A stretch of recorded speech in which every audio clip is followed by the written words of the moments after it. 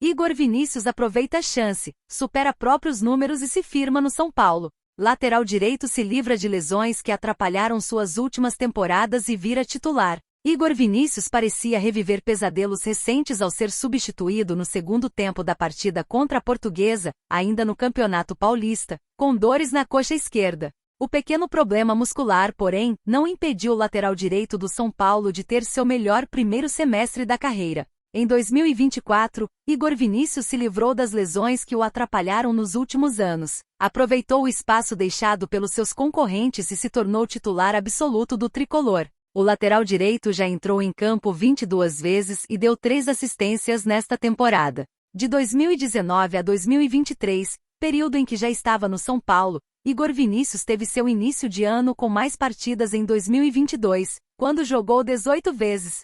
Em nenhuma temporada ele havia superado os 20 jogos, como em 2024. A ascensão de Igor Vinícius à titularidade do São Paulo começou por causa das lesões sofridas por Rafinha. O experiente lateral direito iniciou a temporada machucado, se recuperou e voltou a se contundir na estreia da Conmebol Libertadores, no dia 4 de abril, contra o Talleres na Argentina. Igor Vinícius então passou a ser o titular do São Paulo. O garoto Moreira, que poderia oferecer algum perigo à titularidade do companheiro, também lidou com lesões no decorrer de 2024 e não teve sequência. Em 2023, quem teve de lidar com problemas físicos foi justamente Igor Vinícius. Agora titular, o lateral direito jogou só 2 partidas no ano passado. Em 2020, por causa da pandemia do novo coronavírus e a redução dos jogos, o atleta entrou em campo 3 vezes no primeiro semestre. A última temporada havia sido dramática para Igor Vinícius. Por causa de uma pubalgia, o jogador teve de passar por 2 cirurgias, uma em março e outra em setembro.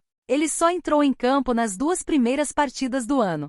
Em 2024, tudo está diferente para Igor Vinícius. Com apenas uma lesão muscular leve, o lateral direito tem aproveitado as oportunidades do técnico Luiz Zubeldia, o agora comandante do São Paulo. Veja os números de Igor Vinícius no início das últimas temporadas. 2019, 14 jogos. 2020, 3 jogos. 2021, 15 jogos. 2022, 18 jogos. 2023, 2 jogos. São Paulo forma grupo para discutir fundo de investimento e avança por projeto. Antes de se apresentar à CBF para a Copa América, presidente Júlio Casares comanda reunião sobre projeto. O Conselho de Administração do São Paulo se reuniu nesta segunda-feira para discutir a possibilidade de criação de um fundo de investimentos para que o clube quite suas dívidas bancárias em até 5 anos. Antes de se apresentar à CBF para chefiar a delegação da seleção brasileira na Copa América, o presidente Júlio Casares comandou a reunião em que ficou definido um grupo que vai passar a trabalhar na criação do fundo. Esse grupo é formado por conselheiros, pelo diretor financeiro do São Paulo, Sérgio Pimenta, e pessoas do mercado financeiro e vai se reunir periodicamente para ajustar projetos antes de levar as possibilidades ao Conselho Deliberativo. A ideia do São Paulo é criar um fundo de investimento com 250 milhões de reais para quitar as dívidas bancárias, que atrapalham o fluxo de caixa do clube, possuem altos juros e vencimento próximo. Assim, o tricolor reduziria pela metade o que gasta por mês em média só para pagar bancos. O valor passaria a ser dedicado ao fundo. A intenção é fazer um alongamento das dívidas bancárias que hoje estão atreladas ao fim da gestão do presidente Júlio Casares, em dezembro de 2026. Com o fundo, o São Paulo teria mais tempo, 5 anos, para chegar aos 250 milhões de reais que seriam injetados por investidores. Por isso, gastaria menos mensalmente. O dinheiro do fundo será liberado periodicamente ao tricolor, de acordo com as demandas do clube, com a apresentação de garantias financeiras, como direitos de transmissões e premiações por participações em campeonatos. Se sair do papel, o fundo vai dar ao São Paulo algumas obrigações.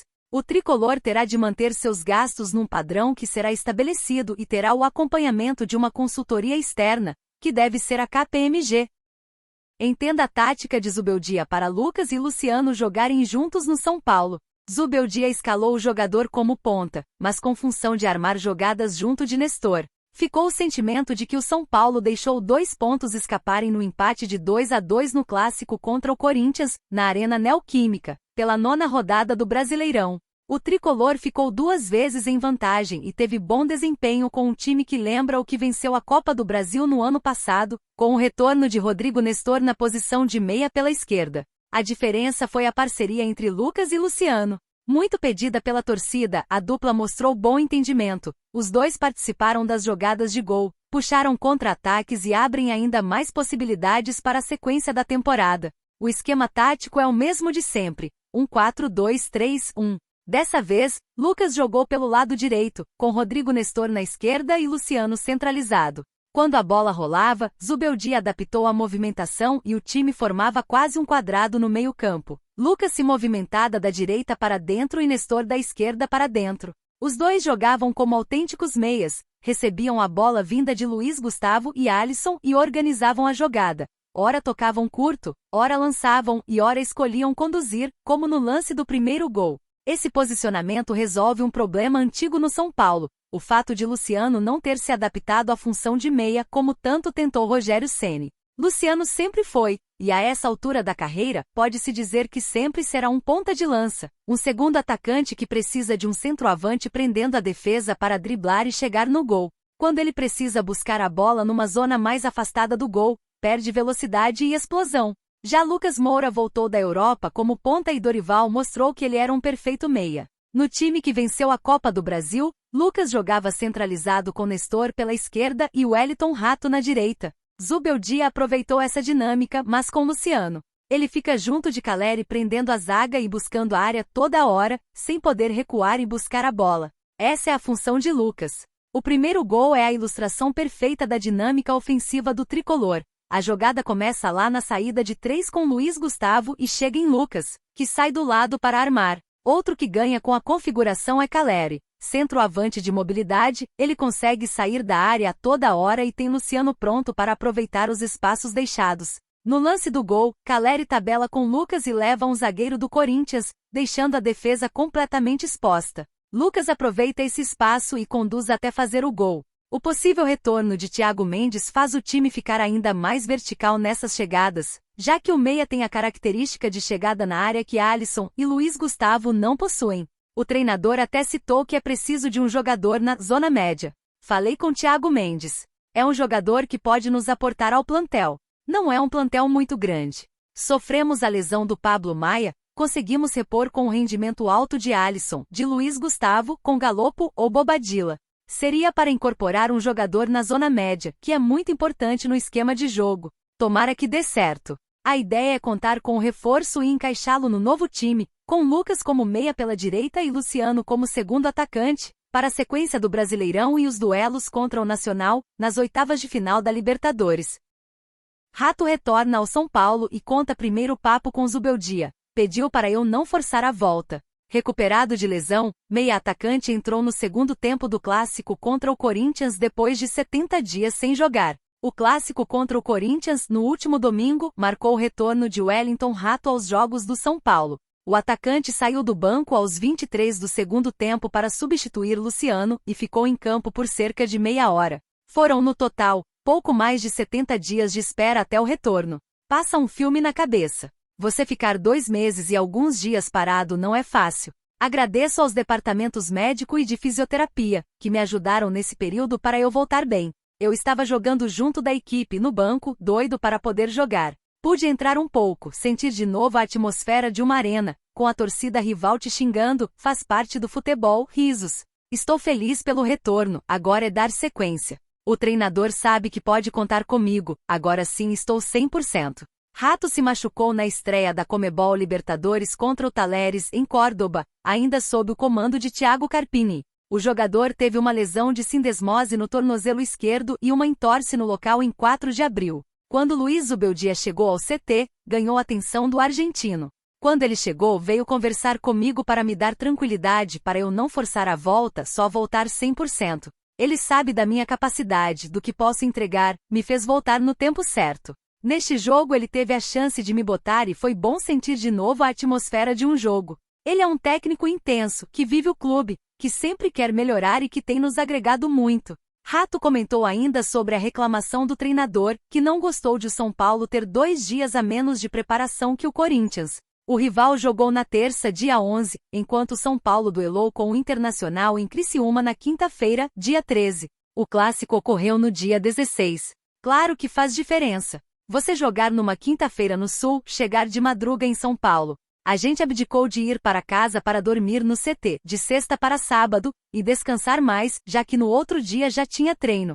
Usamos a estrutura de recuperação do São Paulo para chegarmos bem na arena e jogar de igual para igual. A equipe suportou bem o jogo, mas interfere um pouco, sim. Gabigol relembra a época no São Paulo e revela interesse do clube ao voltar para o Brasil. Eleito o melhor jogador da Copa Libertadores, Gabigol revelou que o São Paulo abriu conversas com seu empresário quando estava decidido a voltar ao Brasil após uma passagem traumática pelo futebol europeu. Em 2018, o atacante revelado pelo Santos foi sondado por outros clubes do país e, embora desejasse retornar para o Peixe, acabou fechando com o Flamengo. A Inter não me deixava fazer o que eu queria. Sempre quis vir para o Santos, não queria ir para o Benfica. Querer, eu queria, mas sabia que lá, em Portugal, era mais difícil de poder jogar. Mas topei, experiência nova, aprender mais, não queria ficar na Inter. Mas minha vontade sempre foi vir para o Santos, só que na época o Santos estava quebrado, ainda está, disse Gabigol em entrevista ao podcast Podpah. Conversei com Corinthians, São Paulo, alguns outros times. Eu queria voltar para o Brasil. Poderia ficar na Europa e jogar em outros times, tive proposta da Espanha, mas queria vir para o Brasil, estava decidido. Queria vir para minha casa, estar perto dos meus pais, dos meus amigos, completou. Apesar de ter optado por não defender o São Paulo, Gabigol já foi atleta do clube há muito tempo. Quando ainda era criança, o atacante jogou no futsal tricolor, porém, pela distância entre sua casa e o Morumbi, e pela falta de apoio do clube, acabou tomando outro rumo. O São Paulo não dava estrutura boa para mim, pegava 3 ônibus para ir treinar todo dia. Morava em São Bernardo, não tinha dinheiro, 3 ônibus. Aí apareceu o Santos.